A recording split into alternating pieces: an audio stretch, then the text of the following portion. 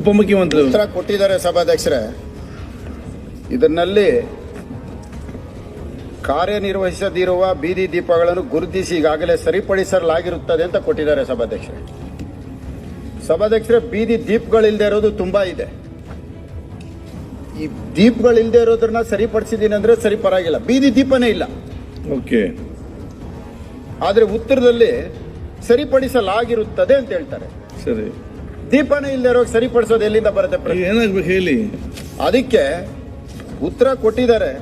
ಮಾನ್ಯ ಉಪಮುಖ್ಯಮಂತ್ರಿಗಳಲ್ಲಿ ನಾನು ಒಂದು ಮನವಿ ಮಾಡ್ತೇನೆ. ಇಡೀ ಕ್ಷೇತ್ರ ಬಹಳ ದೊಡ್ಡದಿದು, ರಿಂಗ್ ರಸ್ತೆ ತುಂಬಾ ದೊಡ್ಡದಿದೆ. ಯಾಕಂದ್ರೆ ಒಂದು 30 ಕಿಲೋಮೀಟರ್ ಬರುತ್ತೆ. ಸಾಯಂಕಾಲ 6 ಗಂಟೆ ಆಗ್ತಾ ಇದ್ದಂಗೆ ಲೈಟ್ ಆನ್ ಮಾಡ್ತಾರೆ ಅಂದ್ರೆ 10 ಗಂಟೆ ಆದ್ರೂ ಕತ್ಲೆ ಇರುತ್ತೆ.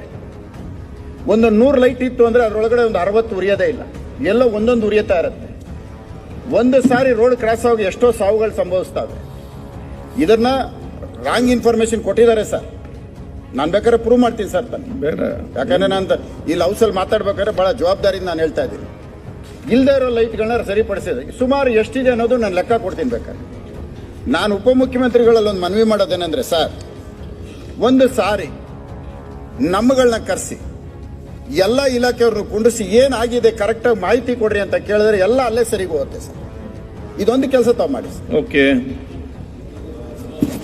ಇನ್ನ ಕರ್ಸಿ ಮಾತಾಡೋಣ ಅಂತ ಕರ್ಸಿದ್ರೆ ದಡಿ ಮಾಡಕ್ ಹೊರಟಾಗ ನಾವೇನ್ ಮಾಡಕ್ಕೆ ಸರ್? ಬಿಟ್ಬಿಡಿ ಸರ್, ಮೂಗಿರೋರ್ಗು ನೆಗಟಿವ್ ಆಗಲ್ಲ ಸರ್, ಅದ್ ನಡೀತಾನೆ ಇರ್ತದೆ. ಚರಿತ್ರೆಯಲ್ಲಿ ಇವೆಲ್ಲ ಬಂದಿದೆಯಲ್ಲ, ಅದಕ್ಕೆ ಇದು ಹೋಗಲ್ಲ. ಇದು ಇದ್ದಿದ್ದೇನೆ ಇದು ಮಾರೆ ಅಂತ ಕರೆದ್ರೆ ನೀನ್ ಕೂತ್ಕೊಂಡು ನಾನು ಇದನ್ನ ಹಾಕೊಂಡು ಕೂತ್ಕೊಂಡು ಚಡ್ಡಿ ಹಾಕೊಂಡು ಅಯ್ಯಯ್ಯ ಬಿಡಿ ಸರ್. ಅದು ನಿನ್ ರೂಪಕ್ಕೆ ಉತ್ತರ ಕೊಡ್ಬೇಕಲ್ಲ ನಾನು. ಈಗ ನಾನು ಕೇಳ್ತಾ ಇರೋದು ಸರ್, ಟೋಪಿ ಕತೆ ಬಿಡಿ ಸರ್. ಹಾಕ್ಬೇಡ ಅಂತ ಟೋಪಿ ಹಾಕೋ ತಪ್ಪಿಲ್ಲ ನಿಂದು. ಟೋಪಿ ಹೊಸದಾಗಿ ಆಗ್ತಾ ಇದೆ ಸರ್. ನನ್ಕಿಂತ ತಾವು RSS ಅಲ್ಲಿ ಅಳಬ್ರು ಇದು ಸದಾವಸ್ಥೆಯಲ್ಲಿ ಈಗ ಸದಾವಸ್ಥೆಯಲ್ಲಿ ತಾವು ಫಸ್ಟ್ ಕಲ್ತಿರೋದು, ತಾವು ಸೀನಿಯರ್. ನನ್ ಗರ್ಡಿಲ್ ನೀನ್ ಇದ್ದವನು ಅಂತ ಹೇಳಿ ಸರ್, ತಾವು ಸೀನಿಯರ್.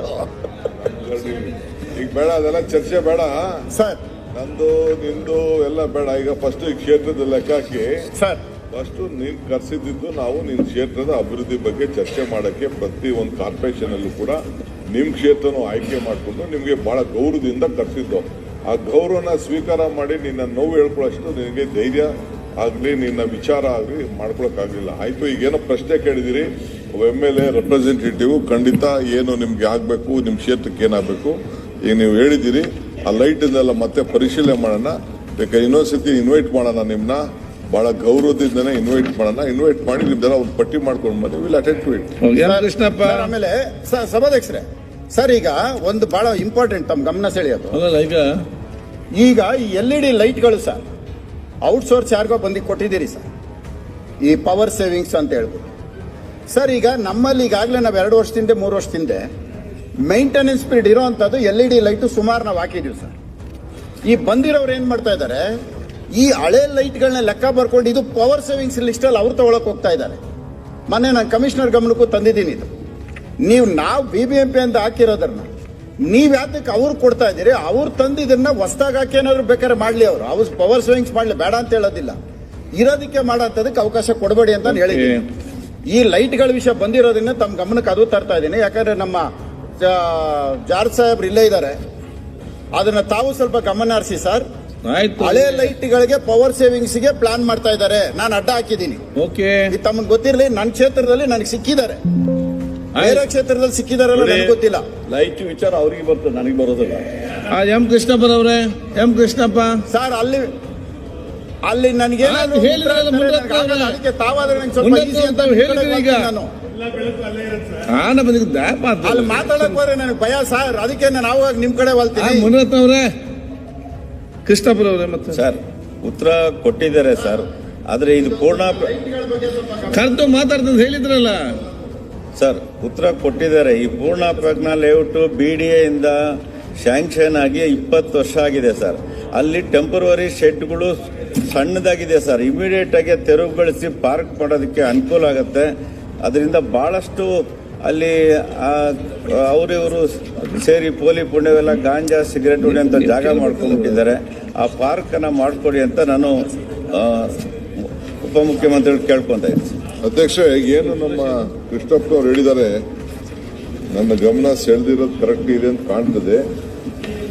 ಬಹಳ ದಿನ ಆಗಿದೆ. ಈಗ ಮೊನ್ನೆ ನಾನು ರೀಸೆಂಟಾಗಿ ಆಲ್ BDA ಲೆವೆಟ್ಟು ಮತ್ತು ಯಾವ್ದಾದ್ರು ಸೊಸೈಟಿ ಲೆವೆಟ್ಗಳಿತ್ತು ಅದೆಲ್ಲ ಲಾಸ್ಟ್ ಒಂದು 10 ದಿನದ ಹಿಂದೆ ಎಲ್ಲ ಕಾರ್ಪೊರೇಷನ್ ಹ್ಯಾಂಡ್ ಓವರ್ ಮಾಡ್ಬಿಡ್ತಾರೆ. ಯಾವ್ದಾದ್ರು ಈ ರೀತಿ ಅನಾಥರೈಸ್ಡ್ ಆಗಿ ಸೇರ್ಕೊಂಡಿದ್ದಾರೆ ಅದನ್ನೆಲ್ಲ ಅವರೇ ವೆಕೇಟ್ ಮಾಡಕ್ಕೆ ಅವ್ರಿಗೆ ಡೈರೆಕ್ಷನ್ಸ್ ಕೊಡ್ತಾ ಇದ್ದೀನಿ ನಾನು. ಇದು ಕಾರ್ಪೊರೇಷನ್ ತಗೊಂಡ್ಬಿಟ್ಟಿದೆ, ಅಲ್ಲಿ 10 ವರ್ಷ ಆಗಿದೆ ಅಣ್ಣ. ಖಾಲಿ ಮಾಡಿ ಪಾರ್ಕ್ ಮಾಡ್ತಿಲ್ಲ. ಓಕೆ, ಅದನ್ನ ನಾನು ಸ್ಪೆಷಲ್ ಆಗಿ ಇದಕ್ಕೆ ಒಂದು ನಾನು BATF ಕಳಿಸಿಸ್ಬಿಟ್ಟು ಖಾಲಿ ಮಾಡಿಸ್ಬಿಟ್ಟು ಪಾರ್ಕ್ ಮಾಡ್ತೀರ. ಪಾರ್ಕ್ ಮಾಡೋದು ಪ್ರಯಾರಿಟಿ. ಯಾರು ಅನಾಥರೈಸ್ ಸೇರ್ಕೊಂಡಿದಾರ ಅಣ್ಣ? ಅನಾಥರೈಸ್ಡ್ ಹೂವನ್ ಗಿಡ ಅದು ಇದು ಇಟ್ಟವ್ರೆ, ಖಾಲಿ ಪೇಪರು ಸಿಮೆಂಟ್ ಅದು ಖಾಲಿ ಮಾಡಿಸ್ತೀನಿ. ಖಾಲಿ ಮಾಡ್ತೀನಿ. ಗುರುರಾಜ್ ಗಂಟಿ ಹೋಲೆ. ಸನ್ಮಾನ್ಯ ಸಭಾಧ್ಯಕ್ಷರೇ, ಒಂದು ಸೆಕೆಂಡ್. ದುರ್ಯೋಧನ ಮಹಿ ಹೋಲೆ. ಸನ್ಮಾನ್ಯ ಸಭಾಧ್ಯಕ್ಷರೇ, ಬೆಳಗಾವಿ ಜಿಲ್ಲೆ ರಾಯಬಾಗ ವಿಧಾನಸಭಾ ಕ್ಷೇತ್ರದ ಚಿಕ್ಕೋಡಿ ತಾಲೂಕು ವ್ಯಾಪ್ತಿಯ ಹನುಮಾನ್ ಏತ ನೀರಾವರಿ ಯೋಜನೆಗೆ ಹಾಗೂ ಬೆಂಡವಾಡ ಏತ ನೀರಾವರಿ ಯೋಜನೆಗೆ ಪ್ರಸ್ತಾವನೆಗಳ ಅಂದಾಜು ವೆಚ್ಚಕ್ಕೆ ಕಾಲಮಿತಿಯೊಳಗೆ ನೀಡಿರುವ ಮಂಜೂರಾತಿ ಬಗ್ಗೆ ಹಾಗೂ ಸದರಿ ಯೋಜನೆಗಳ ಪ್ರಸ್ತುತ ಹಂತದ ಬಗ್ಗೆ ಮಾನ್ಯ ಉಪಮುಖ್ಯಮಂತ್ರಿ ಅವರನ್ನು ಗಮನ ಸೆಳೆಯಲಿಕ್ಕೆ ಬಯಸ್ತೀನಿ ಸರ್. ಅಧ್ಯಕ್ಷ, ಸಂಪೂರ್ಣವಾಗಿ ಅವರ ವಿಚಾರದಲ್ಲಿ ಈ ಏತ ನೀರಾವರಿ ಯೋಜನೆ ಪ್ರಸ್ತಾವನೆಯನ್ನ ಇವರು ಪ್ರಸ್ತಾವನೆ ತಂದಿದ್ದಾರೆ. ಇದಕ್ಕೆ ಡೀಟೇಲ್ ಆಗಿ ನಾನು ಕೊಟ್ಟಿದ್ದೀನಿ. ಇಲ್ಲಿ ಬೆಳಗಾವಿ ಜಿಲ್ಲೆ ರಾಯಬಾಗ್ ತಾಲೂಕಿನಲ್ಲಿ ಬೆಂಡವಾಡ, ಬ್ಯಾಕುಡ, ಬರ್ನಾಡ, ಕಟ್ಕಾಬಿ, ದೇವ್ರಪುರಹಟ್ಟಿ ಈ ತರ ಸುಮಾರು ಒಂದು 14 ಗ್ರಾಮಗಳಿಗೆ ಒಟ್ಟು 9,650 ಹೆಕ್ಟೇರ್ ಜಮೀನುಗಳಿಗೆ ನೀರಾವರಿ ಆಗಬೇಕು ಅಂತೇಳಿ ಕೃಷ್ಣಾ ನದಿಯಿಂದ ಮುಂಗಾರು ಹಂಗಾಮಿ ಹರಿಯುವ ನೀರನ್ನು ಉಪಯೋಗಿಸಿಕೊಂಡು ಏತ ನೀರಾವರಿ ಮೂಲಕ ಮಾಡಬೇಕು ಅಂತೇಳಿ ಸುಮಾರು 1.79 TMC ನೀರು ಅವಶ್ಯಕತೆ ಇರ್ತದೆ. ಇದೊಂದು 796 ಕೋಟಿ ರೂಪಾಯಿಂದ ಪ್ರಾಜೆಕ್ಟ್ ಈಗಾಗಲೇ ತಯಾರಾಗಿದೆ. ಇಲ್ಲೇನಾಗಿದೆ, ಇಲ್ಲಿ ಹಂಚಿಕೆ ಆದಂಥ ನೀರು ಪ್ರಮಾಣದ ವೆಚ್ಚ ಇಲ್ಲಿವರೆಗೂ ಎಷ್ಟಿದೆ ಅಂತೇಳಿ ಈಗಾಗಲೇ ತಮ್ಗೆ ಗೊತ್ತಿದೆ. ಕೃಷ್ಣಾ ವಾಟರ್ದು ಒಂದು ಅನ್ವಯ ಅಕೌಂಟಿಂಗ್ ಈಗ ಮಾಡುವಂಥ ಅವಶ್ಯಕತೆ ಇದೆ. ಲೆಕ್ಕಾಚಾರ ಆದಮೇಲೆ ಇದನ್ನು ಪರಿಶೀಲಿಸಿ ಈ ನೀರು ಲಭ್ಯತೆ ಇದೆಯಾ ಇಲ್ಲ ಅಂತ ನಾವು ಆಲೋಚನೆ ಮಾಡಿ ಇದನ್ನ ನಾವು ಅಲ್ಲೇ ಒಂದು ಎಸ್ಟಿಮೇಟ್ ಕೂಡ ರೆಡಿ ಮಾಡ್ತಿದ್ವಿ. ಹಿಂದೆ ನೀವೇನೋ ಪ್ರಸ್ತಾವನೆ ಮಾಡಿದ್ವಿ ಅಂತ ಅನ್ಸುತ್ತೆ, ಒಂದು ಮಾಡಿದೀವಿ. ಇದನ್ನ ನೋಡ್ಬಿಟ್ಟು ಅದನ್ನ ಯಾವ ಸ್ಟೇಜ್ ತಗೊಳಕ್ ಸಾಧ್ಯನ ಖಂಡಿತ ಇದನ್ನ ಪ್ರಯಾರಿಟಿ ಮೇಲೆ ತೆಗೆದುಕೊಳ್ತೀವಿ. ಸರ್, ಹನುಮಾನ್ ಏತ ನೀರಾವರಿ ಯೋಜನೆ ಸರ್, ಇದು ವಡ್ರಾಳ್, ಮಜಲಟ್ಟಿ, ಹತ್ತರವಾಟ್, ತೋರ್ನಹಳ್ಳಿ, ಕಜಗುನಟ್ಟಿ, ಬಿದರೊಳ್ಳಿ, ಜೈನಾಪುರ್, ಮಾಂಗನೂರ್ ಒಟ್ಟು 8 ಗ್ರಾಮಗಳು ಬರ್ತಾವೆ ಸರ್ ಹನುಮಾನ್ ಏತ ನೀರಾವರಿ ಯೋಜನೆ ಒಳಗೆ. ಅದು 4,025 ಹೆಕ್ಟೇರ್ ನೀರಾವರಿ ಆಕೈತೆ ಸರ್. ಮುಂದೆ ಅಲ್ಲಿ ದೂಧಗಂಗಾ ನದಿ ಹತ್ತರ ಬೆಡಕಾಳದಿಂದ ಅದನ್ನ ನೀರು ಎತ್ತೋದು ಅದನ್ನ ಎಸ್ಟಿಮೇಟ್ ಮಾಡಿದಾರೆ ಸರ್. ಅದಕ್ಕೆ ನೀರಿನ ಹಂಚಿಕೆ 0.36 TMC ಅಷ್ಟೇ ಬೇಕಾಕೈತೆ ಸರ್.